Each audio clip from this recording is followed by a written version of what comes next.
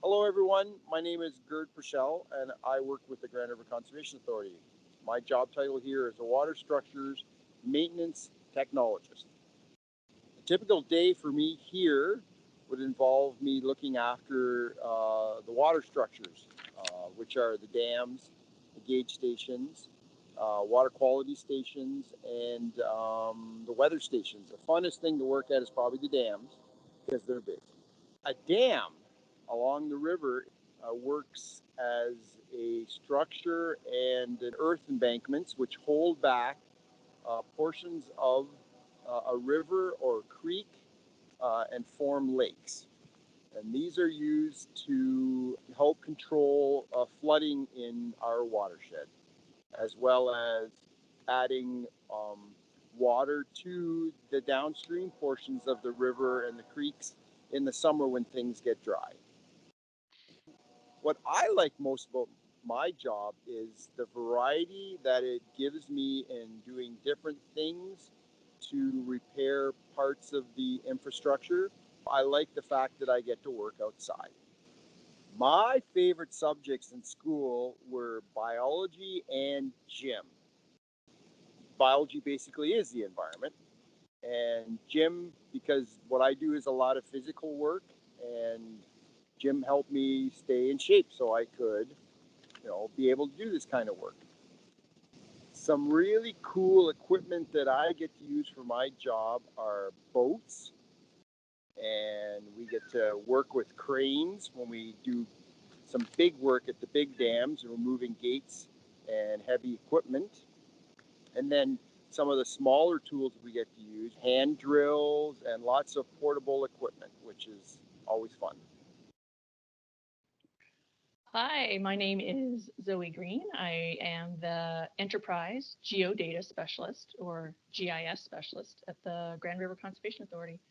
GIS, it stands for Geographic Information Systems. So basically, it means that I work with a lot of maps, I work with a lot of information, and it's all about where things are located. Things like creeks and rivers, forests, wildlife habitat, roads, all of those things can be shown on maps. Um, a typical day for me would be helping other people find maps and information that they want to work with.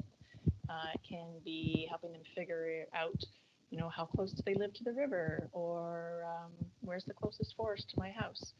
These are kinds of things they can figure out with maps and the information that you can read from a map. Also, my job involves some computer programming or coding, so I'm doing a bit of that.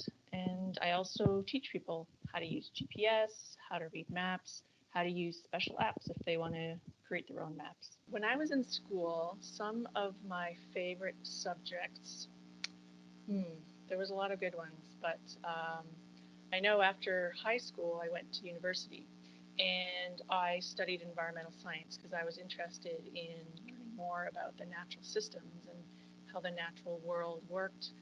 um, I studied things about soil and I studied things about meteorology and the weather, also about wildlife and botany and plants. So it was quite diverse. And then part of that was um, learning how to use computers and access information to support understanding the environment. And that's what introduced me to maps and information about GPS and understanding how that information can be used to help protect the environment. So, with my job, there can be some pretty cool tools to use because it's based in technology and technology changes so much. So, some of the cool things that I get to use are special apps that you can install on your phone, and those apps can help you figure out where you are when you go hiking, or those apps can be used to make your own special maps. Other cool tools, there are special satellites that are orbiting Earth and they take photographs of the Grand River watershed. And I get to look at those photographs and I can see different things that are in the watershed and on the landscape. So it's pretty neat when you think that you're able to work with information that's been captured from outer space. In terms of what inspired me to get into this career field, I would say that it has to do with my love of the environment and wanting to protect natural features. and also to understand the world around me. Um, that would be one of the key things that inspired me. I think the more that we can understand, then we can work to help protect it. Don't be afraid to explore. You can try new things. Get permission from your parents if you want to go on the internet. You can check out some great mapping websites.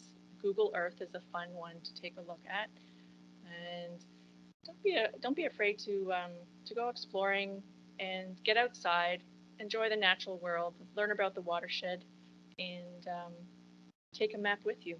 There's a lot you can learn.